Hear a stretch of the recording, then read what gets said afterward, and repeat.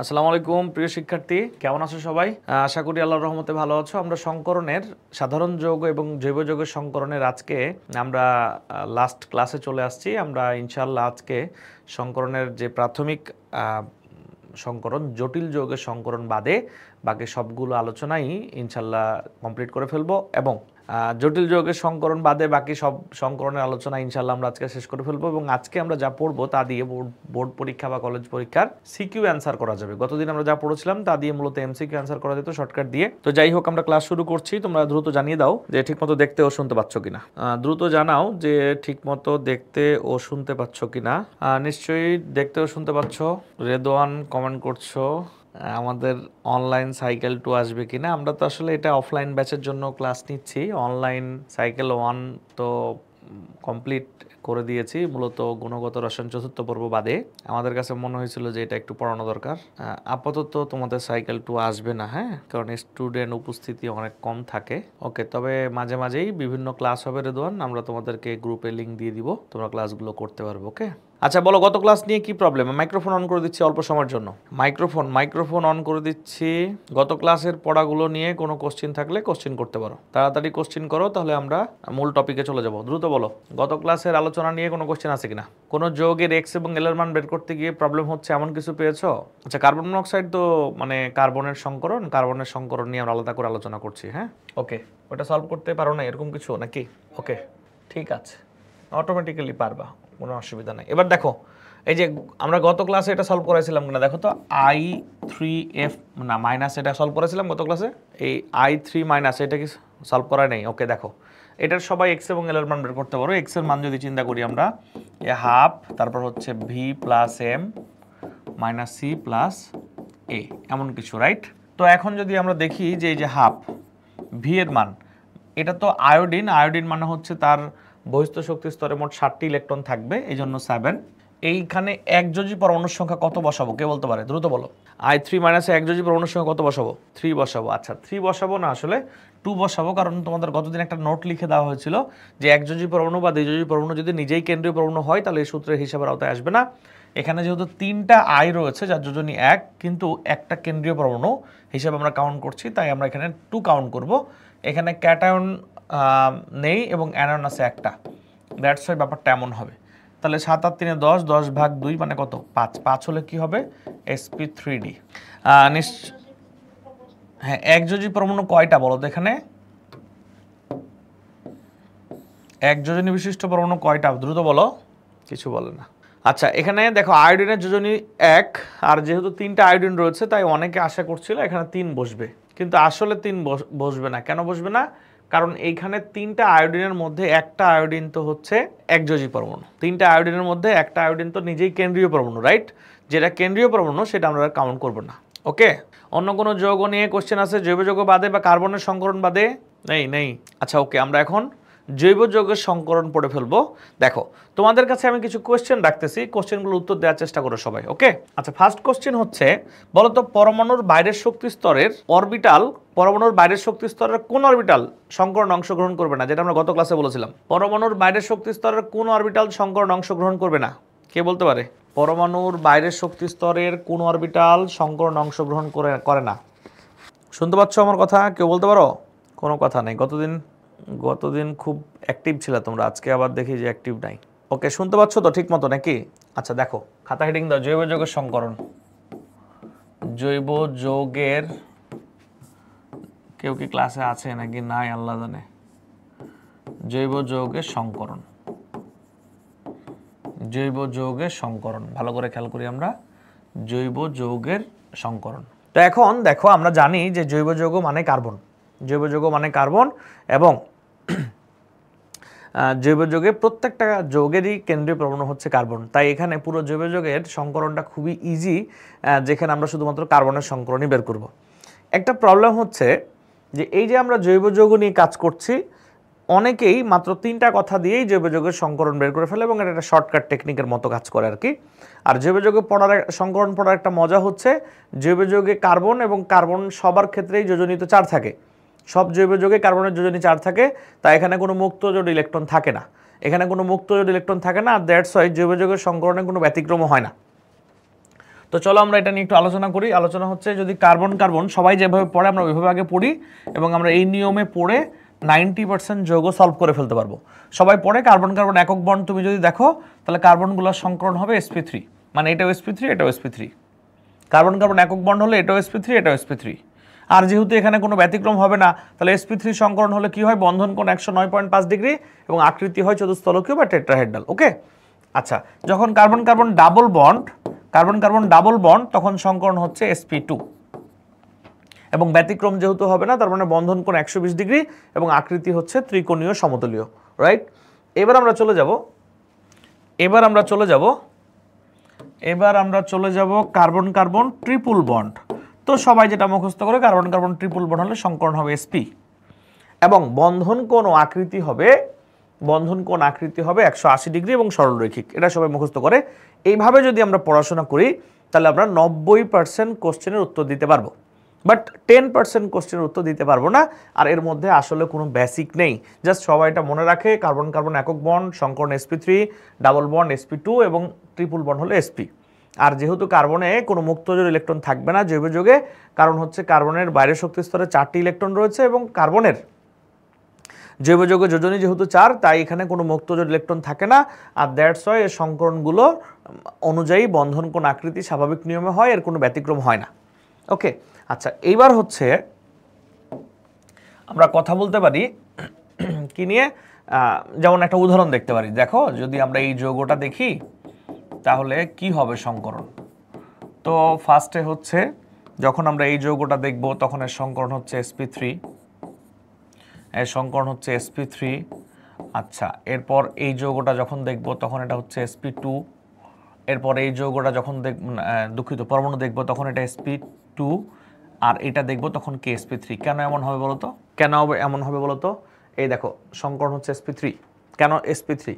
এখানে দেখো carbon carbon মানে একক বন্ড রয়েছে, তাহলে এই কার্বন যেহেতু একক বন্ধনে যুক্ত, এই কার্বন যেহেতু একক বন্ধনে যুক্ত, দ্যাটস ওয়াই সংকরণ sp3, এটা দ্বিবন্ধনে যুক্ত তাই sp2, এটা দ্বিবন্ধন যুক্ত তাই এটা sp2, আর এটা হচ্ছে sp3।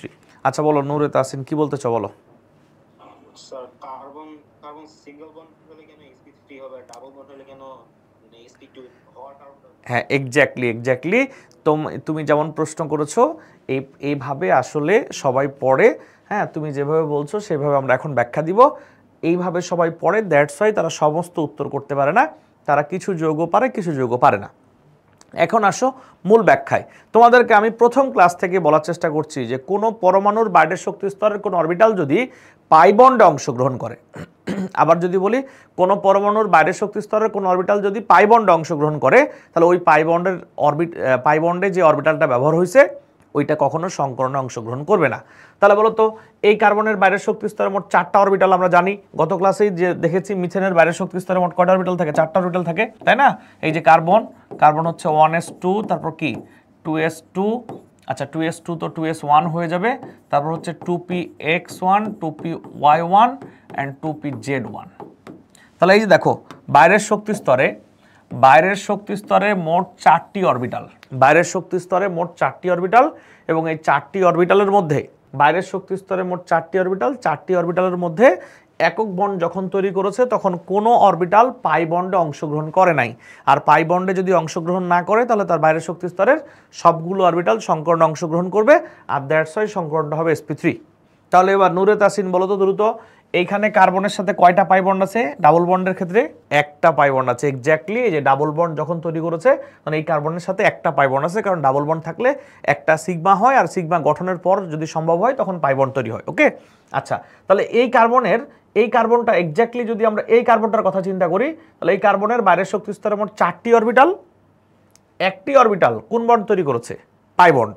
তাহলে 4টি থেকে একটি বাদ থাকে কয়টি? 3টি। তাহলে 3টি যদি হয় তখন এটা হয়ে যায় sp2। কি ক্লিয়ার? তাহলে এবার তোমরাই আমাকে বলো এই কার্বনের সংকরণ কেন sp হলো, বলো দেখি তাড়াতাড়ি। কেউ বলতে পারে না। আচ্ছা দেখো, এই কার্বনে দেখো 4টা অরবিটাল বাইরের শক্তি স্তরে থাকে, তার মধ্যে 2টা অরবিটাল কিন্তু পাই বন্ড তৈরি করেছে, রাইট? তাহলে 4টা থেকে 2টা অরবিটাল পাই বন্ড তৈরি করলে সংকরণ হবে কি sp। কি বলো, সবাই ক্লিয়ার কিনা আমাকে একটু কমেন্ট করে জানাও। তাহলে এটা হচ্ছে মূল কারণ। মূল কারণ তুমি যদি জানো, মুখস্থ না করো, মূল কারণ যদি তুমি জানো, তাহলে যেটা হবে তুমি সব ধরনের সংকরণ পারবা। যেমন গত বছরই ভিকারুননিসা কলেজের ক্লাস টেস্ট পরীক্ষা একটা সংকরণ আসছে যেটা সবাই পারে নাই, যারা আমাদের এই বেসিক নিয়মটা শিখেছে। এটা তো আমাদের নিয়ম না, এটা বইয়ে দেয়া আছে। তোমরা নিশ্চয়ই জানো যে কোনো পরমাণুর বাইরের শক্তি স্তরের যদি কোনো অরবিটাল পাই বন্ডে অংশগ্রহণ করে তাহলে সেটা সংকরণে অংশগ্রহণ করবে না। যারা এই নিয়মটা জানতো তারা সবাই উত্তর করতে পেরেছে, যারা জানতো না তারা এটা উত্তর করতে পারে নাই। কিন্তু এই কথাটা আমাদের কথা না, এটা কোথায় লেখা আছে? বইয়ে লেখা আছে। চলো আমরা আসলে ঝামেলাটা কোথায় হয় যারা মুখস্থ করে তাদের জন্য। সবাই কিন্তু এভাবে মুখস্থ করে নেয়, একক বন্ড মানে sp3, ডাবল বন্ড মানে sp2, আর ট্রিপল বন্ড হচ্ছে sp, আর মনে করে জৈব যৌগে কোনো ব্যতিক্রম হবে না। কিন্তু একবার এরকম প্রশ্ন দিয়েছে, এটা গুহ স্যারের বই আছে, আমি দেখাই আর কি। এক্স্যাক্টলি যৌগটা হয়তো বা এরকম, মানে এইটা না যেটা লিখতেছি, বাট এরকম CH3 দেন CH double bond C double bond CH bond C triple bond CH। খাতায় সবাই যৌগটা উঠাতে পারো। বলছে এই যোগে sp সংকরিত, এই যোগে sp সংকরিত কার্বন কয়টি? এই যৌগে sp সংকরিত কার্বন কয়টি? এই যৌগে sp সংকরিত কার্বন কয়টি? ওকে, আচ্ছা ভালো কথা। sp সংকরিত কার্বন কয়টি? দেখো এবার তোমরা আমার সাথে কথা বলো। এইখানে নিশ্চয়ই কোনো পাই বন্ড নেই, এই কার্বনের নিশ্চয়ই কোনো পাই বন্ড নেই, তাহলে এর সবগুলো অরবিটাল সংকরণে অংশগ্রহণ করবে। যেহেতু কার্বনের বাইরের শক্তি স্তরে 4টি অরবিটাল থাকে, তাই সংকরণে 4টি অরবিটাল অংশগ্রহণ করবে এবং সেটা হবে sp3। এবার এইখানকার একটা অরবিটাল দেখো পাই বন্ড তৈরি করেছে, যে এখানে ডাবল বন্ড হওয়ার কারণে একটা অরবিটাল এইটা। তাহলে সবাই যারা মুখস্থ করে ডাবল বন্ড থাকলে sp2, তাদের কথাও ঠিক হচ্ছে এখানে। কিন্তু ঝামেলাটা হচ্ছে এই কার্বনে গিয়ে। কি ঝামেলা হচ্ছে বলো তো? এই কার্বনের সাথে দেখে মনে হচ্ছে ডাবল বন্ড, তাই যারা গাধার মতো মুখস্থ করবে তারা উত্তর করবে sp2। কিন্তু তোমরা বলো, কমেন্টে বলো দেখি সবাই, এটা কি sp2 হবে নাকি অন্য কিছু হবে? এটা কি sp2 হবে নাকি অন্য কিছু হবে? sp হবে। ধন্যবাদ। দেখো আসলে এইটা দেখতে ডাবল বন্ড হলেও এখানে কিন্তু পাই বন্ড আছে দুইটা। পাই বন্ড যদি দুইটা থাকে তখন কিন্তু কোনোভাবে আর সংকরণে sp2 হবে না, এটা হয়ে যাবে sp। এবার দেখো তো এই কার্বনে পাই বন্ড একটা, তাহলে এই কার্বনে একটা পাই বন্ড হলো, এটা কি হলো? sp2 হলো। এবার এইখানে কি হবে? এটা তো দুইটা পাই বন্ড, তাহলে sp। এটা কয়টা পাই বন্ড? দুইটা, তাহলে এটাও sp। তাহলে পুরো যৌগের মধ্যে sp সংকরিত অরবিটাল কয়টি? 3টি। ক্লিয়ার? বাট সবাই উত্তর করবে 2টি। ডাবল বন্ড দেখে একদম মনে করো sp2 দিয়ে দিবে, কিন্তু আসলে sp2 হবে নাকি sp3 হবে না sp হবে। নিশ্চয়ই ক্লিয়ার? সবাইকে ক্লিয়ার? এটা গুহ স্যারের বই থেকে কপি করা উদাহরণ, এটা গুহ স্যারের বইয়ে এরকম টাইপের একটি উদাহরণ রয়েছে। ক্লিয়ার? এবং এই নিয়মের, এই যৌগ না বাট এই নিয়মের একটা এমসিকিউ গত বছর ভিকারুননিসা কলেজের ক্লাস টেস্টে আসছিল। ওকে, তোমরা নিশ্চয়ই ছোটবেলা থেকেই টেস্ট পেপার সলভ করতে গিয়ে, বইয়ে ছিল না 9-10-এ, টেস্ট পেপার সলভ করতে গিয়ে কার্বন ডাইঅক্সাইডের গঠন পড়ে আসছো। নিশ্চয়ই কার্বন ডাইঅক্সাইডের গঠন পড়ে আসছো নাকি? আচ্ছা, তো কার্বন ডাইঅক্সাইডের গঠন যখন পড়েছো তখন তোমরা নিশ্চয়ই জানতা। বলো তো কি জানতা কার্বন ডাইঅক্সাইডের গঠন কেমন? সরল রৈখিক জানতা। কি জানতা? কার্বন ডাইঅক্সাইডের গঠন সরল রৈখিক। তাহলে কার্বন ডাইঅক্সাইডের গঠন যদি সরল রৈখিক হয় তাহলে ব্যাপারটা কি দাঁড়ায়? এই যেমন। তাহলে এখন সবাই ডাবল বন্ড দেখে কি ভাবতে পারে বলো? ডাবল বন্ড দেখে ভাবতে পারে এটা হচ্ছে sp2, কিন্তু বাস্তবতা কি? এটা কি sp2 নাকি অন্য কিছু? বলো। sp। কি ক্লিয়ার? আর যেহেতু ব্যতিক্রম নেই, তার মানে এর আকৃতি কেমন হবে? সরলরৈখিক হবে, বন্ধন কোণ 180 ডিগ্রি হবে। বলো জৈব যৌগের সংকরণ নিয়ে যাবতীয় প্রবলেম সলভ কিনা? দ্রুত জানাও, সবাই কমেন্ট করো, যারা ক্লাস করছো তারা সবাই কমেন্ট করো। তাহলে আমরা এখন সিকিউ পড়ার জন্য যে পড়াগুলো আছে আমরা এই তত্ত্বে চলে যাব। হ্যাঁ, ওকে, সবাই ক্লিয়ার? তোমাদেরকে অনেক ধন্যবাদ। আমরা এবার চলে যেতে চাই কোথায়? আমরা এখন চলে যেতে চাই নতুন একটা তত্ত্বে। এই তত্ত্বের নাম হচ্ছে VSEPR তত্ত্ব। VSEPR তত্ত্ব। হ্যাঁ, তাহলে V ফর ভ্যালেন্স,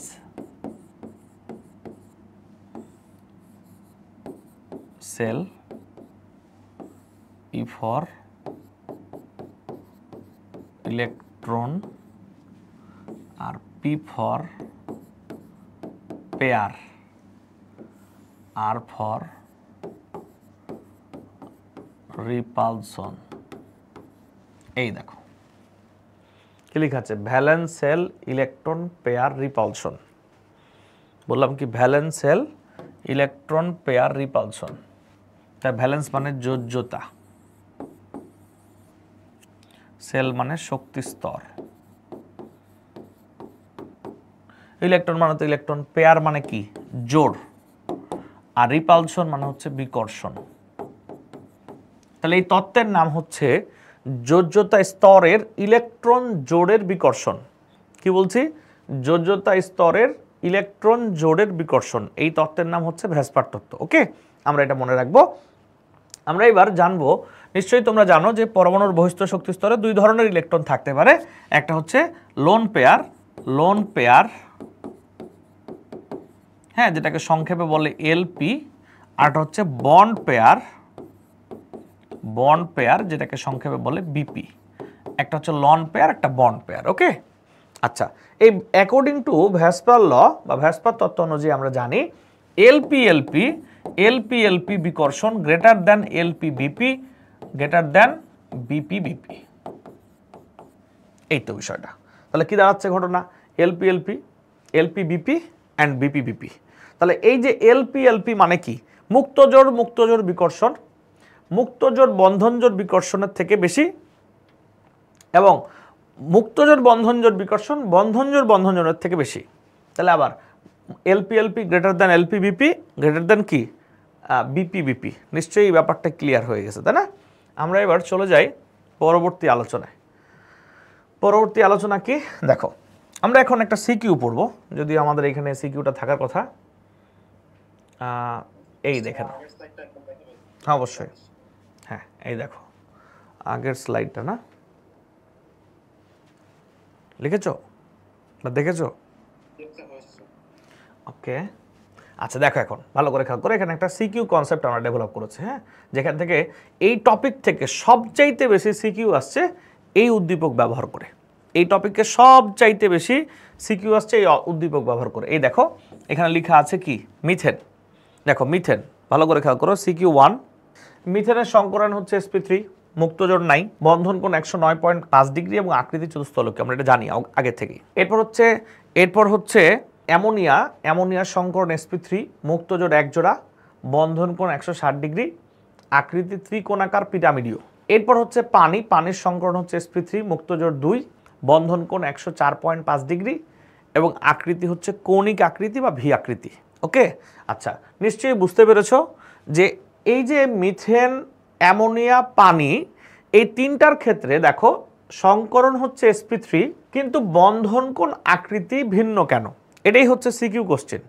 হয়তো বা এরকমভাবে কোশ্চেন দিয়ে দিবে উদ্দীপকে অনেক সময় কার্বন, নাইট্রোজেন, অক্সিজেন XYZ মৌল আকারে পর্যায় সারণীর বক্স আকারে দিয়ে বলবে এদের হাইড্রাইড মানে কি হাইড্রোজেন যুক্ত, অর্থাৎ মিথেনের সাথে যদি হাইড্রোজেন যুক্ত হয়, নাইট্রোজেনের সাথে যদি কার্বনের সাথে যদি হাইড্রোজেন যুক্ত হয়, নাইট্রোজেনের সাথে যদি হাইড্রোজেন যুক্ত হয় এবং অক্সিজেনের সাথে যদি হাইড্রোজেন যুক্ত হয়, তাহলে যে যৌগগুলো উৎপন্ন হবে তাদের বন্ধন কোণ আকৃতি, তাদের কি বললাম বন্ধন কোণ আকৃতি না সংকরণ sp3 হলো বন্ধন কোণ আকৃতি ভিন্ন কেন? এটা একটা সিকিউ কোশ্চেন এবং এই কোশ্চেনটা রিটেনে বোর্ড, কলেজ এবং ভর্তি পরীক্ষায় সবচেয়ে বেশি আসছে এই কনসেপ্ট ব্যবহার করে উদ্দীপক। নিশ্চয়ই কোশ্চেনটা ক্লিয়ার নাকি? কোশ্চেনটা আবার বলবো, ক্লিয়ার হয়েছে কি? কোশ্চেনটা কি বলবে, মিথেন, পানি, অ্যামোনিয়া এদের সংকরণ একই হলেও বন্ধন কোণ আকৃতি ভিন্ন কারণ, এটাই তোমাকে এক্সপ্লেইন করতে হবে। ওকে, তো চলো আমরা কিভাবে এক্সপ্লেইন করবো এটা। এই দেখো মিথেন, তো মিথেন নিয়ে যদি আমরা এখন চিন্তা করি, মিথেনে মনে করো এরকম কিছু একটা আছে, মিথেনের চতুস্থলকীয় গঠন এমন কিছু, এর প্রত্যেকটা জায়গায় একটা করে হাইড্রোজেন আছে, রাইট? ওকে, এখানে যতগুলো ইলেকট্রন আছে কার্বনের বাইরের শক্তি স্তরে সবগুলো ইলেকট্রন হচ্ছে লন পেয়ার ইলেকট্রন, না দুঃখিত বন্ড পেয়ার ইলেকট্রন, কোনো মুক্তজোড় ইলেকট্রন নাই।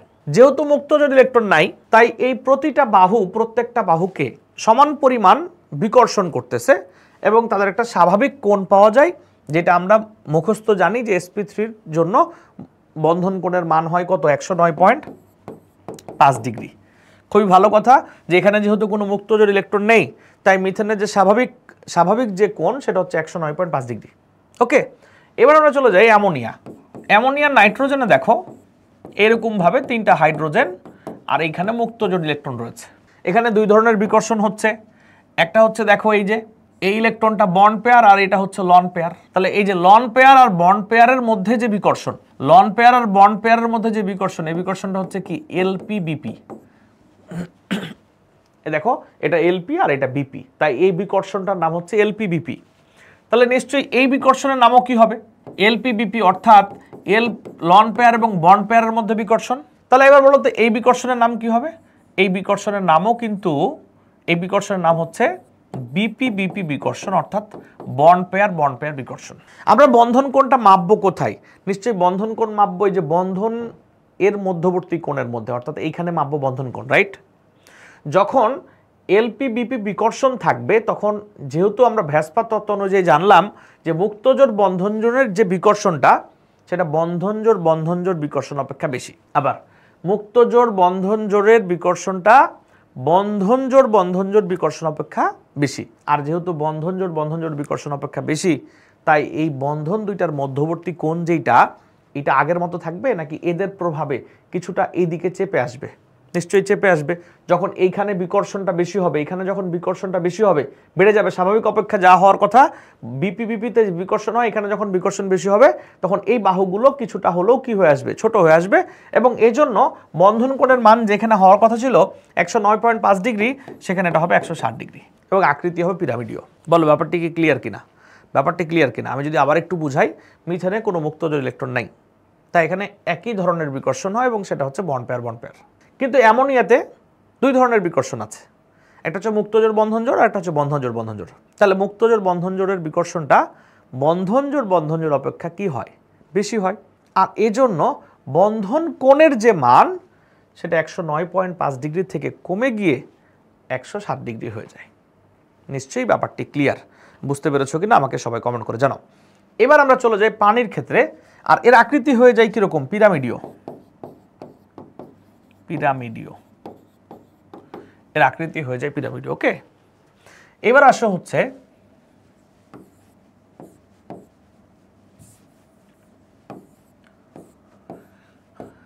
এই দেখো এমন কিছু, তাহলে কি দাঁড়াবে ঘটনা? তাহলে ঘটনা দাঁড়াবে এইখানে যে বিকর্ষণটা হচ্ছে, সে বিকর্ষণটা কি ধরনের বিকর্ষণ? এটা হচ্ছে এলপি বিকর্ষণ। বলো নূরে তাসিন কি জানতে চাও? দাঁড়াও আমি মাইক্রোফোন অ্যাক্সেস দিয়ে দিই। বলো কি জানতে চাও, বলো। স্যার কার্বন মানে মিথেনের ক্ষেত্রে এইচ গুলো আবার যুক্ত করছেন কেন? এইচ তো এইচ এর সাথে এইচ এর বাইরে বর্ডারটা বুঝি না, আবার বলো। স্যার মিথেনের এখানে মানে বাইরে একটা রেক্ট্যাঙ্গুলার মানে চতুর্ভুজের একটা শেপ তৈরি করছেন, এইচ যুক্ত করে প্রত্যেকটা এইচ, ওটা তার কি বোঝায়? না, এখানে তো কার্বনের সাথে মিথেনে এইচ যুক্ত থাকবে না নাকি? যেমন এখানে এইচ যুক্ত আছে। না স্যার, এইচ গুলো আবার মানে যুক্ত করছেন, মানে চার কোণ একটা শেপ তৈরি হয়েছে, এই এইচ গুলো যুক্ত করে আমি বুঝতেছি না, এইচ তো এমনি এই বাহুর সাথে এইচ যুক্ত থাকবে না নাকি? মানে এই যে বক্স করলাম, এই আকৃতির নামই তো চতুস্থলকীয় আকৃতি। এই যে হ্যাঁ, এটার নামই তো চতুস্থলকীয় আকৃতি। ওকে, আচ্ছা ওকে, ঠিক আছে। দেখো এবার পানির ক্ষেত্রে যেটা হয়, দেখো পানির ক্ষেত্রে কি হয়? পানির ক্ষেত্রে প্রথমে এখানে মুক্তজোড় বিকর্ষণ হয়, এখানে আবার মুক্তজোড় বন্ধনজোড় বিকর্ষণ হয়, অর্থাৎ লন পেয়ার বন্ড পেয়ার বিকর্ষণ হয়। এখানেও আবার কি হয়? লন পেয়ার বন্ড পেয়ার বিকর্ষণ হয়। তাহলে এইখানের বিকর্ষণটা কি? বন্ড পেয়ার বিকর্ষণ। ব্যাপারটা কি তাই কিনা বলো? তাহলে এখানে হচ্ছে প্রথমত হচ্ছে এটা কি? লন পেয়ার, তারপর লন পেয়ার বন্ড পেয়ার, তারপর বন্ড পেয়ার। বলো কোন বিকর্ষণটা সব থেকে বেশি হবে? কোন বিকর্ষণ সব থেকে বেশি হবে তাড়াতাড়ি বলো। নিশ্চয়ই মুক্তজোড় বিকর্ষণ সব থেকে বেশি হবে। তাহলে মুক্তজোড় বিকর্ষণ যখন সব থেকে বেশি হবে, এইখানের থেকে নিশ্চয়ই বন্ধন কোণ আগের থেকে কি হবে? ছোট হয়ে যাবে না? এখানে যে বন্ধন কোণ ছিল এটার কি আরো ছোট হয়ে যাবে না? তাহলে এখানে বন্ধন কোণ হচ্ছে কত? 107 ডিগ্রি। এখানে যেহেতু বন্ধন কোণ 107 ডিগ্রি, তাহলে এটা হচ্ছে আরো কমে এসে 104.5 ডিগ্রি হয়ে যাবে। অর্থাৎ বন্ধন কোণের মান 160 ডিগ্রি থেকে আরো কমে গিয়ে 104.5 ডিগ্রি হয়ে যাবে। নিশ্চয়ই ব্যাপারটা ক্লিয়ার হয়ে গেছে। আমি আবার যদি একটু ব্রিফ করি, মিথেনে কোনো মুক্তজোড় ইলেকট্রন ছিল না, স্বাভাবিক কোণ হয়েছে। এখানে মুক্তজোড় এক জোড়া ছিল, তাই বন্ধন কোণের মান কিছুটা কমে গিয়েছে, কারণ আমরা জানি ভ্যাসপার তত্ত্ব অনুযায়ী মুক্তজোড় বন্ধনজোড় বিকর্ষণ বন্ধনজোড় বিকর্ষণ অপেক্ষা বেশি। আমরা এখানে দেখতে পাচ্ছি দুই ধরনের বিকর্ষণ আছে, মানে মূলত তিন ধরনের বিকর্ষণ হচ্ছে মুক্তজোড় বিকর্ষণ, এরপর মুক্তজোড় বন্ধনজোড় বিকর্ষণ, এরপর বন্ধনজোড় বিকর্ষণ। সব থেকে এলপি বিকর্ষণ বেশি হওয়ার কারণে বন্ধন কোণের মান আরও ছোট হয়ে যাবে এবং এটা 104.5 ডিগ্রি হবে। তো অনেকেই হয়তো বা ভেবে নিতে পারো যে ব্যাপারটা এরকম, কীরকম ব্যাপারটা, যে প্রতি এক জোড়া মুক্তজোড়ের জন্য এখানে কমে গেছে 2.5 ডিগ্রি, এখানে কমে গেছে আবারও 2.5 ডিগ্রি। তাই অনেকে হয়তো ভেবে নিতে পারো যে ও আচ্ছা বুঝছি, টেকনিকটা এরকম, প্রতি এক জোড়া মুক্তজোড় ইলেকট্রন থাকলে আমরা 2.5 ডিগ্রি করে কমিয়ে দিব। না, এটা কাকতালীয়ভাবে মিলে গেছে এইখানে, আসলে এমন কিছু কোথাও নেই, বা এইটার ফলো করলে তুমি অন্য কোনো যোগের ক্ষেত্রে ঝামেলায় পড়তে পারো। এটা 2.5 ডিগ্রি করে কমে যায় নাই, এটা কাকতালীয়ভাবে 2.5 ডিগ্রি হয়ে গেছে, কিন্তু প্রতি এক জোড়ার জন্য একই সংখ্যক মুক্তজোড় থাকার পরও বন্ধন কোণ ভিন্ন হইতে পারে। আমি এটা নিয়ে এখন কথা বলবো। এটা যদি ক্লিয়ার হও তাহলে এর থেকে অ্যাডভান্স আলোচনায় আমরা যাব, কিন্তু এইটা পরীক্ষায় বেশি আসে। অ্যাডভান্সগুলো রিসেন্টলি পরীক্ষা আসা শুরু হয়েছে, আগামীতে তোমাদের সময় অ্যাডভান্স আলোচনা থেকে প্রশ্ন আসার সম্ভাবনা আছে। বলো ক্লিয়ার কিনা সবাই, দ্রুত জানাও ক্লিয়ার কিনা, কমেন্ট করে জানাও, দ্রুত কমেন্ট করে জানাও আলোচনা ক্লিয়ার কিনা। ওকে, আমরা এবার চলে যেতে চাই পরবর্তী সিকিউ কনসেপ্টে। আচ্ছা, আমরা এখন যে পড়াটা পড়লাম, আমরা যে টপিকটা পড়লাম, এই টপিকটার নাম হচ্ছে বন্ধন কোণ আকৃতির ওপর মুক্তজোড় ইলেকট্রনের প্রভাব। অর্থাৎ মুক্তজোড় ইলেকট্রন থাকলে বন্ধন কোণ আকৃতি কিভাবে কমে যায়। তাহলে আমরা যদি আবার বলি বন্ধন কোণ ও আকৃতির ওপর মুক্তজোড় ইলেকট্রনের প্রভাব। ওকে, আমরা এখন পড়ব বন্ধন কোণ আকৃতির ওপর তড়িৎ ঋণাত্মকতার প্রভাব। এই দেখো, বন্ধন কোণ এর ওপর তড়িৎ ঋণাত্মকতার প্রভাব, আমরা এই আলোচনার দিকে থাকবো এখন। ওকে, চলো আমরা একটু এই আলোচনাটা করে ফেলি। এখানে বলা হচ্ছে, ভালো করে খেয়াল করো, তুমি দেখলে একটু প্রথমে অবাকই মনে হবে তোমার কাছে। এই দেখো অ্যামোনিয়া আর এই দেখো PH3, দুটো একই গ্রুপের মৌল, এবং দুইটা একই গ্রুপের মৌল অপর একই পরমাণু হাইড্রোজেনের সাথে যুক্ত হচ্ছে, দিয়ে অ্যামোনিয়া এবং PH3 তৈরি করছে, অর্থাৎ অ্যামোনিয়া এবং ফসফিন তৈরি করছে। এখানে এর সংকরণ sp3 এবং এর সংকরণ হচ্ছে sp3। এখানেও মুক্তজোড় একটা, এখানেও মুক্তজোড় একটা, কিন্তু বিপত্তি বাঁধলো কোথায়? এর বন্ধন কোণ হচ্ছে 107 ডিগ্রি আর এর বন্ধন কোণ হচ্ছে 93.3 ডিগ্রি। তাহলে তোমরা যারা মনে করছিলা যে প্রতি এক জোড়া মুক্তজোড়ের জন্য 2.5 ডিগ্রি কমবে, তাহলে এখানে তো মুক্ত ইলেকট্রন সংখ্যা সমান, তাহলে কি বন্ধন কোণ সমান হয়েছে? বা আশা করছিলা যে বন্ধন কোণ মনে হয় 107 ডিগ্রি, এর তার মানে এরও হয়তো বা কী হবে 107 ডিগ্রি হবে, বাট এমন কিছু হবে না। এবং কত হবে তুমি তো অলরেডি জানতে পারছো। এখন আমরা তোমাদেরকে জানাবো যে কেন সংকরণ এবং মুক্তজোড় ইলেকট্রন সংখ্যা সমান হওয়ার পরেও বন্ধন কোণের মানটা কমে গেল বা ভিন্ন হলো। ওকে, আমরা এখন এই আলোচনায় যদি যেতে চাই, তাহলে এখন তোমাকে নতুন কিছু জানতে হবে। কি জানবা এখন দেখো ভালো করে, এই পড়াগুলা কিন্তু অ্যাডভান্স পড়া হলেও হাজারি স্যারের বইয়ে আছে, দ্যাটস ওয়াই পরীক্ষায় বিগত দিনে অল্প দুই একবার আসছে, কিন্তু আসে নাই বলে যে আগামীতে আসবে না এমন কোনো কথা কিন্তু নেই। হ্যাঁ, এই ব্যাপারটা মাথায় রাখতে হবে। ওকে, হয়তোবা তুমি দেখবা তোমার নেক্সট কলেজ পরীক্ষায় চলে আসতে পারে। ওকে, আচ্ছা, ইম্পর্টেন্ট কোনগুলো রিটেনের জন্য সংকরণ, এটা বোঝার ওয়ে হচ্ছে তুমি লাস্ট 3-4 বছরের বোর্ড কোশ্চেনে দেখবা কোন যোগগুলো আসছে, লাস্ট কয়েক বছরের বোর্ড কোশ্চেনে দেখবা কোন যোগগুলো আসছে, যেগুলো লাস্ট কয়েক বছরের বোর্ড কোশ্চেনে আসছে এগুলো ইম্পর্টেন্ট। ওকে, আচ্ছা, এইবার আসো হচ্ছে মূল কথায়। মূল কথা কি, আমরা দেখলাম যে এর সংকরণ sp3, ওরও সংকরণ sp3, এর মুক্তজোড় এক জোড়া, ওরও এক জোড়া, কিন্তু এর বন্ধন কোণ 107 ডিগ্রি, ওর হচ্ছে 93.3 ডিগ্রি। কেন এরকম হচ্ছে দেখো, মূল কারণ হচ্ছে এর প্রান্তীয় পরমাণু এর প্রান্তীয় পরমাণু সেম, কিন্তু কেন্দ্রীয় পরমাণু যেটা, এটা নাইট্রোজেন, এটা ফসফরাস। দ্রুত কমেন্ট করে জানাও তো এই দুইটা মৌলের মধ্যে কার তড়িৎ ঋণাত্মকতার মান বেশি, এই দুইটার মধ্যে কার তড়িৎ ঋণাত্মকতার মান বেশি, দ্রুত জানাও। নাইট্রোজেন ফসফরাসের মধ্যে নিশ্চয়ই নাইট্রোজেন কমেন্ট করছো, অনেক ধন্যবাদ যে কমেন্ট করছো। দেখো, যখন কোনো অণুতে প্রান্তীয় অপেক্ষা কেন্দ্রীয় পরমাণু তড়িৎ ঋণাত্মকতার মান বেশি হয়, প্রান্তীয় পরমাণু অপেক্ষা কেন্দ্রীয় পরমাণু তড়িৎ ঋণাত্মকতার মান যখন কি হয় বেশি হয়, তখন বন্ধনে আবদ্ধ ইলেকট্রনগুলো কোন দিকে চলে যায়? নিশ্চয়ই কেন্দ্রের দিকে চলে যায়। যদিও এই হাইড্রোজেন অপেক্ষা ফসফরাসের তড়িৎ ঋণাত্মকতার মানও হয়তো বা বেশি, কিন্তু চিন্তা করো নাইট্রোজেন ফসফরাসের মধ্যে কার তড়িৎ ঋণাত্মকতার মান বেশি? নিশ্চয়ই নাইট্রোজেনের। তাহলে বন্ধনে আবদ্ধ ইলেকট্রনগুলা ফসফরাসের চারপাশে যতটুকু থাকবে, নাইট্রোজেনের দিকে তার থেকে কি থাকবে? নিশ্চয়ই বেশি থাকবে। অর্থাৎ এইখানে এই নাইট্রোজেনের চারপাশে ইলেকট্রনগুলা কি থাকবে? বেশি থাকবে। বন্ধনে আবদ্ধ ইলেকট্রনগুলা কার অপেক্ষা? ফসফরাস অপেক্ষা। তখন নাইট্রোজেনের চারপাশে যখন বন্ধনে আবদ্ধ ইলেকট্রনের পরিমাণটা বেশি হয়ে যাবে, তাহলে এই বাহুর সাথে এই বাহুর বিকর্ষণ যেটা হয়, অর্থাৎ বিপি বিপি বিকর্ষণ, এটা বেড়ে যাবে। মনে রাখতে হবে এলপি বিপি যখন বেড়েছিল তখন বন্ধন কোণ কমে গিয়েছিল, কিন্তু ভেবে দেখো তো এই বিপির সাথে বিপির যখন বিকর্ষণ বাড়বে, বন্ধন জোড়ের সাথে যখন বন্ধন জোড়ের বিকর্ষণ বাড়বে, তখন বন্ধন কোণের মান কেমন থাকবে? আগের মতো থাকবে নাকি চেঞ্জ হয়ে যাবে? বেড়ে যাবে নাকি কমে যাবে? কোনটা বলো? নিশ্চয়ই বাড়বে। অর্থাৎ যদি আমরা দেখি যে বিপি বিপি বিকর্ষণ বেড়ে গেছে, তখন বন্ধন কোণের মান বেড়ে যাবে। তাহলে ব্যাপারটা কেমন? এই যে কেন্দ্রীয় পরমাণু, আচ্ছা এরকম বলা যেতে পারে প্রান্তীয় পরমাণু অপেক্ষা, এই যে এরকম, আচ্ছা প্রান্তীয় পরমাণু অপেক্ষা কেন্দ্রীয় পরমাণুর এই দেখো প্রান্তীয় পরমাণু অপেক্ষা কেন্দ্রীয় পরমাণুর তড়িৎ ঋণাত্মকতা বেশি হলে, এই দেখো প্রান্তীয় পরমাণু অপেক্ষা কেন্দ্রীয় পরমাণুর তড়িৎ ঋণাত্মকতা কি হলে? বেশি হলে। ক্লিয়ার?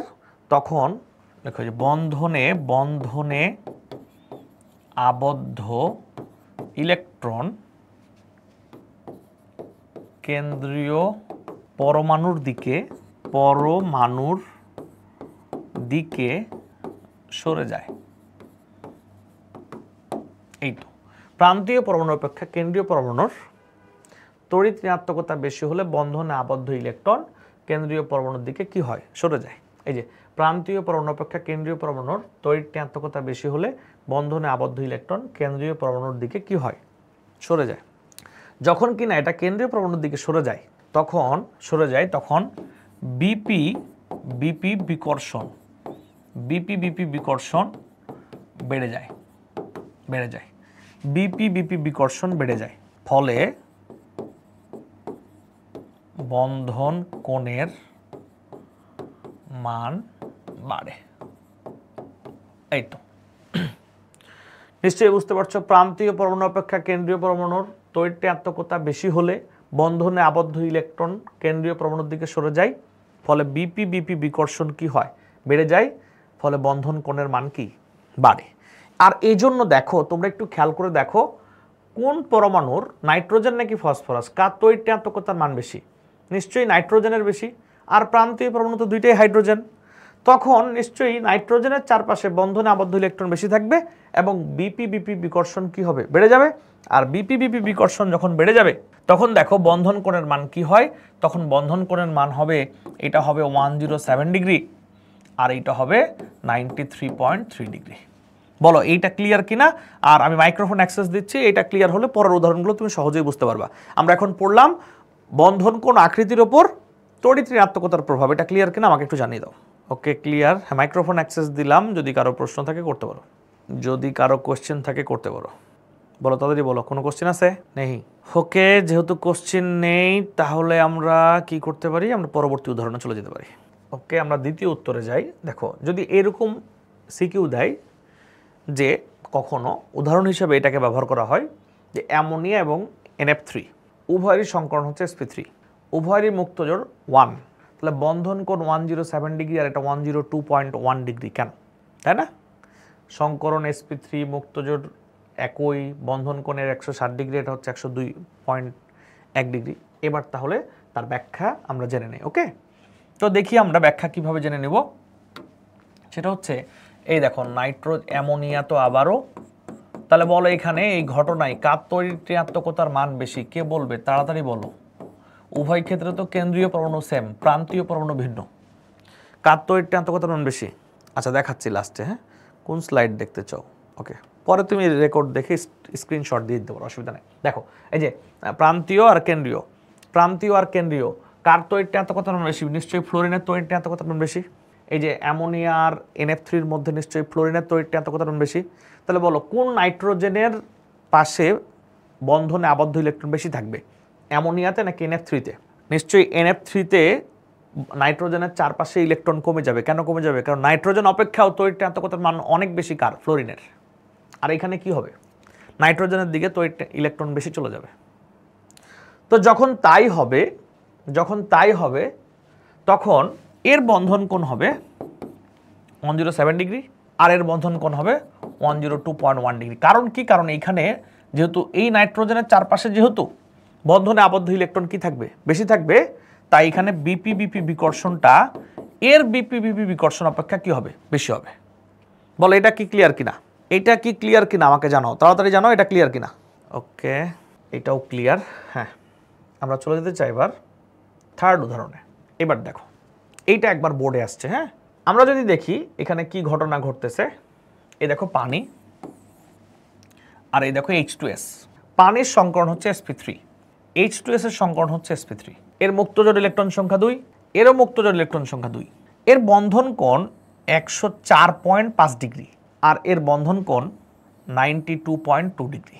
তাহলে আবার সংকরণ sp3, এটা সংকরণ sp3, এর মুক্তজোড় 2, এরও মুক্তজোড় 2, এর বন্ধন কোণ 104.5 ডিগ্রি, এরও বন্ধন কোণ 92.2 ডিগ্রি। তাহলে কাহিনী কি? কাহিনী হচ্ছে যদি আমরা এটা এঁকে দেখি, ড্র করি, তাহলে কি দেখাবে? এই দেখো এমন কিছু, এইখানেও দেখো এমন কিছু। তো নিশ্চয়ই বুঝতে পারছো দুইটার প্রান্তীয় পরমাণু সেম, ভিন্ন কি কেন্দ্রীয় পরমাণু। বলতো সালফার অক্সিজেনের মধ্যে কার তড়িৎ ঋণাত্মকতার মান বেশি? সালফার অক্সিজেনের মধ্যে কার তড়িৎ ঋণাত্মকতার মান বেশি? বলো তাড়াতাড়ি। অক্সিজেন। তাহলে বন্ধনে আবদ্ধ ইলেকট্রন কোথায় বেশি থাকবে বলো? বন্ধনে আবদ্ধ ইলেকট্রন অক্সিজেনের চারপাশে বেশি থাকবে। আর তাই এইখানে এই জায়গাটাতে বিপি বিপি বিকর্ষণ বেশি হবে। যেহেতু এইখানে বিপি বিপি বিকর্ষণ কি হবে, বেশি হবে, তাই যেহেতু এখানে বিপি বিপি বিকর্ষণটা কি হবে, বেশি হবে, তাই বন্ধন কোণের মান 104.5 ডিগ্রি এবং এইটা 92.2 ডিগ্রি। নিশ্চয়ই ক্লিয়ার? হ্যাঁ, ক্লিয়ার কিনা আমাকে জানাও। নিশ্চয়ই ক্লিয়ার কিনা আমাকে জানাও। নিশ্চয়ই ক্লিয়ার কিনা আমাকে জানিয়ে দাও, দ্রুত জানাও। আচ্ছা, সংকরণ রিলেটেড কোনো কোশ্চেন করতে চাও কিনা? আমরা সিকিউ এই ধরনের কোশ্চেনগুলো আসবে এবং এই ধরনের ব্যাখ্যাগুলো তোমাকে করতে হবে। সংকরণের মূল যে আলোচনা, জৈব যৌগ এবং সাধারণ যৌগের সংকরণ, এটা আমরা ফুললি কমপ্লিট করলাম। জটিল যৌগের সংকরণটা পরীক্ষায় কম আসে, তবে তারপরও বোর্ডে MCQ মাঝে মাঝে দুই একটা আসছে, মেডিকেলে আসে না, ঢাবি এবং বুয়েটে আসে। আমরা সেইটার রেকর্ডেড ক্লাস তোমাদেরকে এই গ্রুপে দিয়ে দিব, তোমরা সেটা দেখে নিতে পারবে। হ্যাঁ, ঠিক আছে। এটার জন্য দুইটা ক্লাস দরকার, জটিল যৌগের সংকরণ। এছাড়া আমরা অফলাইনের সবগুলো ব্যাচেই সংকরণ পড়াচ্ছি। যে ব্যাচগুলোতে পড়াই নেই সেটা হয়তো আমরা আগামী সপ্তাহের পর থেকে ইনশাল্লাহ আবার পড়ানো শুরু করবো অফলাইনে আবার। হ্যাঁ, অফলাইনের ব্যাচগুলো অলরেডি অনেকগুলো ব্যাচে পড়িয়েছি। আর জটিল যৌগের সংকরণ রিলেটেড ভিডিও আমরা এই গ্রুপে দিয়ে দিচ্ছি। কি ব্যাপারটি কি ক্লিয়ার বলো? তোমাদের কোনো কোশ্চেন আছে কিনা? আমি মাইক্রোফোন অ্যাক্সেস দিয়ে দিছি, বলো। মাইক্রোফোন অ্যাক্সেস দিয়ে দিছি, কোনো কোশ্চেন আছে কিনা? কোনো কোশ্চেন নেই? কিভাবে রিটেনে লিখবা, চিত্র আঁকতে হবে কিনা, হ্যাঁ, চিত্র আঁকতে হবে কিনা সেই সংক্রান্ত আমি তোমাদেরকে কিছু ডিরেকশন দিতে পারি। চিত্র আঁকতে হবে কিনা এই সংক্রান্ত আমরা কিছু ডিরেকশন দিতে পারি। দেখবা বইগুলোতে অনেক ধরনের চিত্র দেয়া আছে, যেগুলো 3D চিত্র, এইগুলো আর আঁকার দরকার নেই। হ্যাঁ, 3D চিত্র আঁকার দরকার নেই, এটার জন্য আলাদা কোনো মার্ক নেই। আমরা এখন যেটা করতে পারি সেটা হচ্ছে, এইখানে কি বোর্ড বই? আচ্ছা, বোর্ড বই নেই। বোর্ড বইয়ে কিছু 2D চিত্র আছে, রেগুলার যে চিত্রগুলো, সেগুলো আঁকলেই হবে। যেমন অ্যামোনিয়ার জন্য আমি আঁকলাম, মিথেনের জন্য আঁকলাম, এরকম। হাজারি স্যারের বোর্ড বই দেখবা চিত্রগুলো দেওয়া আছে, যেমন মিথেনের জন্য আমরা এরকম চিত্র আঁকলাম। এরকম এক্সট্রা কোনো চিত্র দেওয়ার দরকার নেই, এরকমভাবে চিত্রগুলো আছে। এই টাইপের যে চিত্রগুলো আছে, চিত্রগুলো আঁকতে পারবা।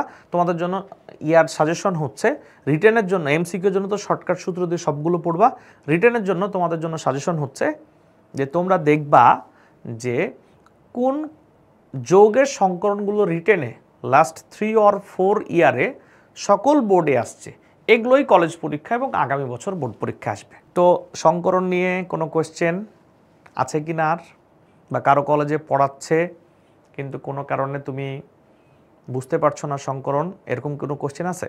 স্যার, বলো। সংকলনের মধ্যে পাই বন্ধনগুলো কিভাবে অবস্থান করছে ওই মানে কলেজের চিত্র আঁকিয়েছে, আসলে বুঝি। আচ্ছা, এইটা তো পাই বন্ধন কিভাবে মানে অবস্থান করছে সেটা তো 3D চিত্র ছাড়া বোঝা সম্ভব না। কলেজে বেশিরভাগ সময় যখন ক্লাস হয় তখন তারা চিত্র বেজ চিন্তা করে বেশি, কিন্তু আমরা তো মূলত কাজ করেছি কনসেপ্ট বেজ। দেখবা যে তুমি অলরেডি খালি একটা কথা মাথায় রাখবা, পাই বন্ধন থাকলে এই অরবিটালটা সংকটে অংশগ্রহণ করবে না। সেটা 3D চিত্রের দিয়ে তোমার পক্ষে একে বোঝানোটা অনেক কঠিন, আর এই ধরনের প্রশ্ন আসলে পরীক্ষাতে আসবেও না। এমনি হয়তো বা ট্রেডিশনাল নিয়মে অনেক কলেজ টিচার অনেক কিছু পড়ায়, হ্যাঁ, অনেকভাবে পড়ায়, সেটা তো আমরা অনেকগুলো স্মার্ট ওয়েতে, এবং তুমি যতগুলো যৌগ দেখছো সবগুলো এইভাবে সলভ করা যাবে। ওকে, আর কোনো কোশ্চেন আছে? ঠিক আছে, হ্যাঁ, ধন্যবাদ। তাহলে আমরা সংকরণের ক্লাস শেষ করছি। ইনশাল্লাহ পরবর্তী কোনো ক্লাসে দেখা হবে। আর যদি অন্য কোনো টপিকের ক্লাস হয় গ্রুপে তো জানানো হবে, মেসেঞ্জার গ্রুপগুলোতে, তখন তোমরা জয়েন করতে পারবা। ধন্যবাদ, আল্লাহ হাফেজ সবাইকে।